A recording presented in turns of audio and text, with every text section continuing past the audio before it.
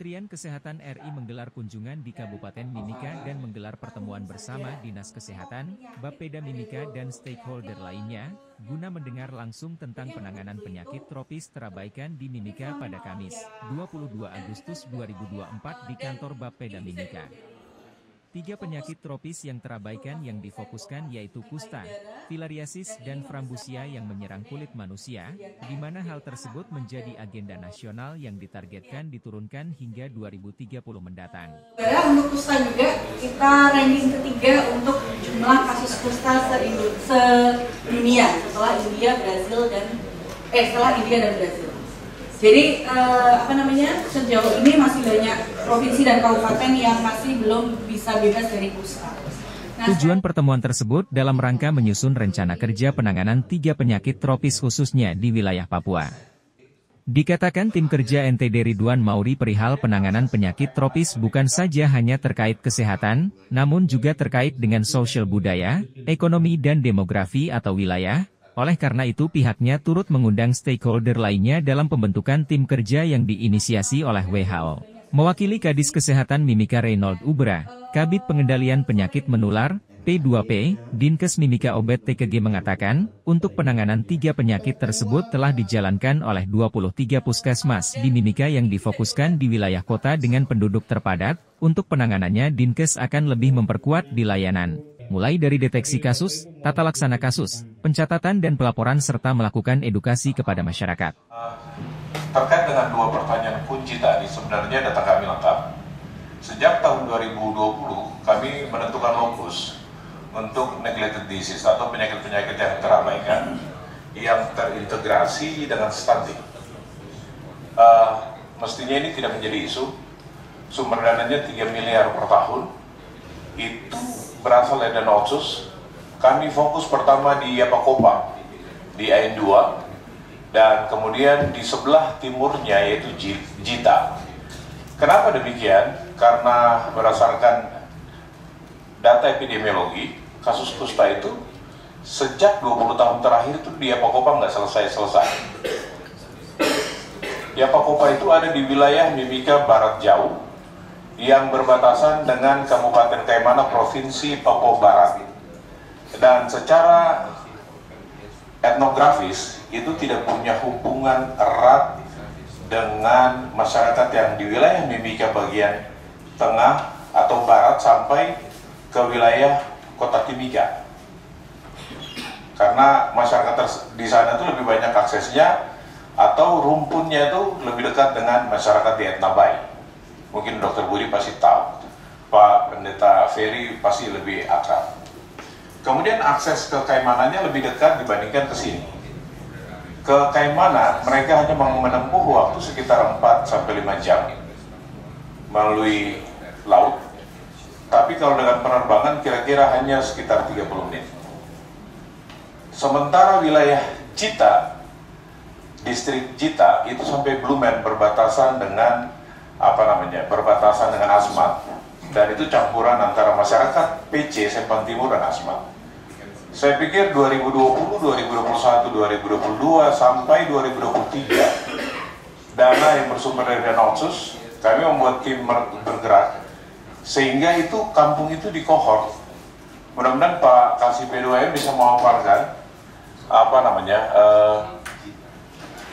bagaimana gambaran hasil pelayanan yang ada di Yapakopa dari kasus-kasus yang kita temukan termasuk stunting. Jadi tim itu tim bergerak, jadi kami membuat lokus. Yang berikut adalah tahun ini mestinya karena di akhir RPJMD kami melakukan evaluasi. Tapi ada cerita baik di sana karena posisi kampung-kampung lokus ini jika mengakses layanan ke puskesmas induk, itu kalau musim hujan begini tidak ada satupun yang berani lewat gitu. Karena langsung sebelah selatannya dengan laut Arafura, sehingga memang sulit. Kami coba untuk memperkuat sistem pelayanan kesehatannya, dan hal ini sebenarnya yang dari Kabid Yankes ada enggak ya? Nah, kegiatan ini diorganisir oleh teman-teman di bidang Yankes. Terakhir itu Pak Kasih Hatra, Pak Johan. Dan memang data itu yang sebenarnya harus kami publikasi, karena ini masa akhir tahun RPJMD 2019-2024. Jadi kira-kira seperti itu, tapi ada cerita baik. Saya pikir Pak Kasih P2M, Pak Kamal punya data, dan beliau sendiri langsung turun untuk penyakit-penyakit terabaikan ini, termasuk bagaimana minum obat massal. Apa resource yang ada di sana? Resource yang ada di sana adalah sudah ada pustu yang kemarin kami bangun, petugasnya ada di sana. Apalagi yang resource ada di sana? Karena hanya 5 kampung di sana, tapi karena rujukannya harus menempuh laut, sehingga di situ kami membuat 2 puskesmas, yaitu Puskesmas Tapormai, supaya dari Kampung Ararau cuman masuk saja sekitar 30 menit dengan longboat 15 PK itu. Terus yang Pustu Ararau kami tambah, Ain 2 kami tambah, yang Kokopa tambah untuk bisa mengakses ke Puskesmas Motoai Buru. Ini memang secara geografis terlihat ini tantangan besar. Tapi yang saya mau sampaikan di sini bahwa saya pikir 4 tahun terakhir kami melakukan intervensi pada Lokus, dan kepala-kepala kampung kami punya kader juga di sana ya Pak Kamal ya. Nah, cuman itu seperti membuang garam di laut. Karena jika tidak ada air bersih, jika tidak ada rumah, masyarakat rata-rata mendapatkan kelas 3. Kemudian kita juga pasti diperhadapkan dengan tingkat kepercayaan masyarakat.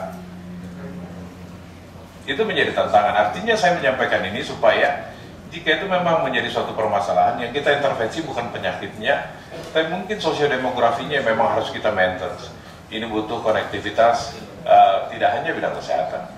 Resource yang berikut yang ada yang kita punya adalah teman-teman YPMK ada di sana, Kampung Sehat, dan kami merefer program itu, artinya by case, oh ini harus ditindaklanjuti, teman-teman Kampung Sehat yang menindaklanjuti itu. Lebih kurang dari program itu sudah 11 kampung yang kami ini, dan setiap tahun karena tripnya 2 kali, dalam setahun itu 2 kali, kira-kira jumlah orang yang menerima manfaat itu bisa sampai dari 11 kampung, rata-rata kampung bisa 1000. Jadi kira-kira 11.000 penerima manfaat. Mungkin itu gambaran umumnya. Jika Pak Kasih P2M bisa menyiapkan data, karena data itu juga saya minta dari Yankes, supaya kita secara time series bisa melihat bagaimana sih efektivitas atau dampak intervensi pada kampung-kampung Lokus. 3 isu yang kami jalankan di sana, pertama adalah Frambusia, kemudian Pustak, tapi minum obat massal, terus untuk KIA terutama statik. Itulah yang sudah kami lakukan, dan saya sangat berharap arahan masukan dari teman-teman Kementerian Kesehatan. Ada satu hal dalam pikiran saya adalah, pada akhirnya kami di kabupaten sebagai eksekutor yang tidak pernah terintegrasi, karena program malaria Bu ini, maksud saya gini, gambaran yang kemarin yang tadi saya sampaikan itu dalam benak saya adalah, pertama integrasi, karena resource kesehatan ini terbatas, tenaga terbatas, dokter terbatas, uang terbatas. Dan yang kedua adalah, kalau memang pendekatan penyakit kita selesaikan, penularan kontak dari manusia ke manusia, mari kita selesaikan itu secara terintegrasi. Kalau memang dari vektor ke manusia, mari kita lakukan itu secara terintegrasi.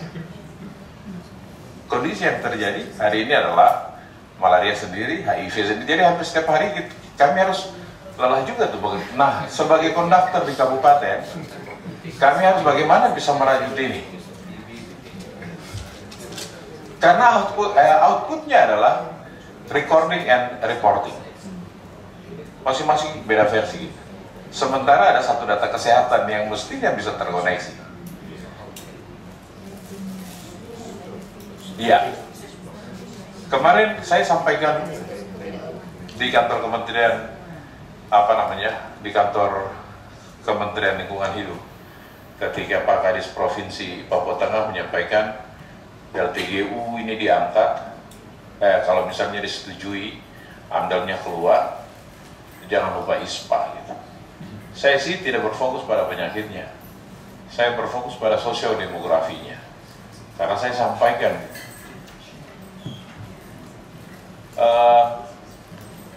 kita di lapangan, kita sudah menginvestasi intervensi kita, tapi kemudian percaya tidak percaya, kemudian lingkungan, masyarakat yang misalnya menamatkan pendidikan cuma sampai kelas 3 atau kelas 5 atau kelas 7, ini harus dipikirkan nih. Kita hanya tidak berpikir, oh kelas 12 ditamatkan, tapi pada akhirnya ada dua sosiodemografi dari individu, terutama di tingkat kepercayaan self behavior model itu. Saya pikir itu juga harus bisa menjadi perhatian kita. Mungkin begitu Bapak Ibu overview terkait dengan neglected disease yang sudah kami lakukan sejak tahun, dan itu di launching. Itu di launching pada Hari Kesehatan Nasional tahun 2020, terintegrasi dengan SIMKES, Sistem Informasi Manajemen Kesehatan. Nah, kami bersama dengan tim Pak Kadis dan tim juga dari provinsi, tadi awal saya sudah sampaikan sangat berkomitmen.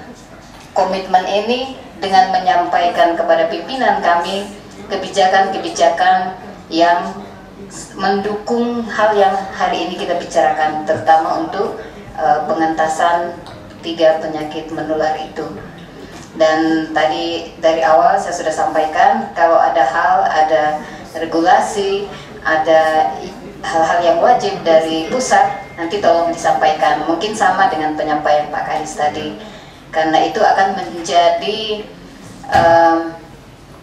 menjadi arah kebijakan strategis bagi kita juga, dan menjadi hal yang harus kami ikuti sebagai pemerintah daerah di Kabupaten Mimika. Pertemuan ini kita tahu bahwa penyakit NTD penyakit yang bukan permasalahan hanya pada kesehatan saja. Masalah banyak, mulai dari sosial, budaya, ekonomi, dan tadi demokrasi wilayah, kemudian masalah utama di Papua, di wilayah Papua ini. Nah, kami di dalam komitmen untuk mengatasi 3 penyakit tadi, itu kusta, amusia, dan filariasis. Nah, kami mengundang yang diinisiasi oleh WHO pada tim expert dari internasional, dari nasional, ada stakeholder yang terlibat untuk menyusun rencana kerja atau planning terhadap 3 penyakit ini. Nah, tujuan kami di sini adalah kami mau menganalisa, mengkaji terkait dengan apa sih permasalahan yang ada langsung di lapangan, sehingga dari sumber data-data kami yang kami dapatkan dari informasi dari dinas kesehatan dan lain kait dengan situasi 3 penyakit tersebut. Tadi sudah sampaikan bahwa penyakit ini tidak hanya di kesehatan, sehingga kami melibatkan stakeholder yang ada. Sama pada hari ini kami komunikasi kepada Bapeda dan sumber pendanaan itu menjadi suatu hal yang penting, juga kepada kepala agama, kepada masyarakat, kepada kader, kepada dinas sosial, pendidikan, banyak sekali yang akan terlibat di sini. Mudah-mudahan akan menjadi rumusan, di mana rumusan itu akan ditindaklanjuti dengan intervensi yang tepat sasaran, efek dan efisien dilakukan. Itu harapan kami akan memberikan sumbangsi yang besar di dalam mempercepatan eliminasi kusta, radiasi amusia, filariasis. Nanti juga akan kami sampaikan kepada pimpinan kami, yaitu kesehatan, dari hasil tim ini. Tim ini komplit, kajian ini komplit dari internasional, dari nasional kesehatan, dan juga dari puskesmas yang akan membantu merumuskan tersebut. Kami juga sangat mengapresiasi sekali untuk Kabupaten Mimika ini, karena Kami melihat di sini pembiayaannya cukup, dukungan penanggulangannya cukup besar untuk untuk kesehatan masyarakat di wilayah ini. Kemudian juga bagaimana dukungan lintas sektor, mitra sangat bagus sekali di sini, dan memang ini menjadi salah satu potensi bagaimana kita dalam penanggulangan 3 penyakit ini di Kabupaten Mimika. Memang khususnya untuk kusta, parambusia, filariasis. Kementerian Kesehatan sendiri melalui Dinas Kesehatan sudah melaksanakan berbagai macam program di wilayah ini, dan ada beberapa penyakit memang sesaatnya kami mengevaluasi bagaimana progresnya, bagaimana terhadap penularan di masyarakat. Harapan kita, penularan sudah sangat turun di masyarakat. Harapan kami seperti itu. Walaupun kembali kita melihat bagaimana situasi yang sesungguhnya di masyarakat. Dan berbagai macam upaya intervensi yang kami lakukan, kemudian evaluasi kita lakukan beberapa hari ini akan menjadi PR bagi kami untuk kami bawa ke Kementerian Kesehatan, bagaimana langkah-langkah selanjutnya untuk kepentingan masyarakat di Mimika ini sendiri. Dan untuk hal ini tentu tidak mungkin dilakukan oleh Dinas Kesehatan saja ataupun Kementerian Kesehatan saja, tentunya butuh dukungan dari lintas dinas sosial, dinas dari Bapeda sendiri, ataupun dari berbagai macam OPD di sini, termasuk juga tokoh masyarakat, tokoh agama yang pasti akan lebih paham dengan kultur masyarakat di sini seperti apa, bagaimana penyokong masyarakatnya, itu akan menjadi terus kita bersama. Jadi memang untuk menyelesaikan ini harus bersama-sama, harus berkolaborasi untuk menyelesaikan permasalahan kesehatan di Mimika. Terkait dengan 3 penyakit tropis ya yang sudah terabaikan, di mana penyakit itu kusta, filariasis, dan parambusia. Dalam kegiatan lokus program yang sudah dilaksanakan dari tahun 2020, ada lokasi yang sudah kita tentukan, di mana di Yapokopa dengan 2 dan juga di Gita. Itu salah satu kasus yang kita ketemukan. Ya. Dari ketemukan ini sudah pengobatan, dan berapa yang sudah ketemukan kita sudah obati sampai tuntas. Ya. Menyangkut kegiatan tersebut itu di dinas juga sudah dianggarkan kegiatan terkait dengan pelaksanaan kegiatan untuk penemuan kasus kusta, parambusia, dan filariasis. Sehingga sampai saat ini juga sudah jalan, itu bergeser di 26 puskesmas. Jadi kita kalau sudah berbagi wilayah dari gunung, kota, dan pesisir, ya lebih fokus itu ada 90% itu, 80% itu penduduknya ada di kota. Sehingga kami akan memperkuat di layanan yang ada. Pertama itu deteksi kasus, kedua itu tata laksana kasus, setelah itu pencatatan dan pelaporan. Terus pencatatan dan pelaporan, dan juga nanti edukasi ke masyarakat. Edukasi ini nanti akan fokus kepada tokoh agama, tokoh masyarakat pada posyandu-posyandu yang akan disediakan. Di mana kita sudah mulai kegiatannya itu ke 2-3 puskesmas, yang dimana puskesmas Mapurjaya, Wania, dan Kuamukilama. Itu programnya itu pendekatan dengan masyarakat. Jadi bagaimana tenaga kesehatan mereka keluar dari puskesmas untuk mendekati dengan kepala keluarga. Mereka melihat gejala-gejala apa yang dialami, setelah itu dianalisa dan diberikan rekomendasi kepada dokter tersebut untuk diagnosa gejala tersebut. Hal ini setelah mendiagnosa, dari mereka mengobati satu jenis penyakit. Setelah itu jenis penyakit dipantau dan diobati sampai sembuh. Tim Liputan Papua MCTV.